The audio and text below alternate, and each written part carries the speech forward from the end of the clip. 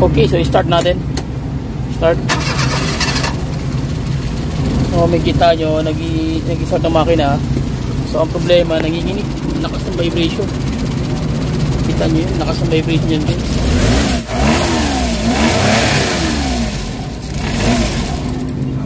Tapos mamamatay. Yan ang problema guys. So kailangan naka-accelerate ka lang para hindi mamatay yung engine. Yan, yun nawawala talaga. So yan ang ating problema guys. Kailangan mo talagang i-on siya. So gagawin natin dito, spark plug, check natin yung kanyang spark plug kung okay ba. Dahil malakas yung nginig. So makikita natin dito na busted na. So subject for replace na ito. Hindi na pwede itong gamitin dahil wala nang spark na maganda madudulot sa engine ng makina.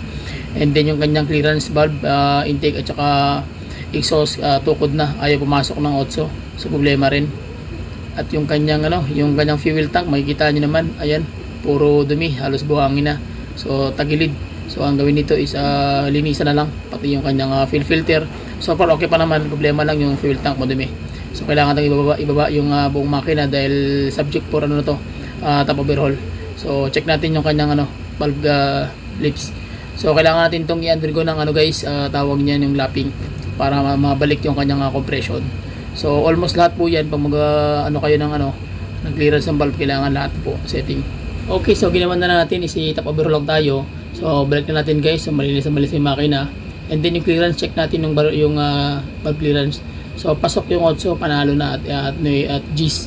So okay na yan. So makapit na natin and then check natin yung under ng engine guys after natin makapit sa engine bay. So check natin guys pag makapit natin para maramdaman natin kung vibrate ba o ano ba yung kalalabasan ng tira natin.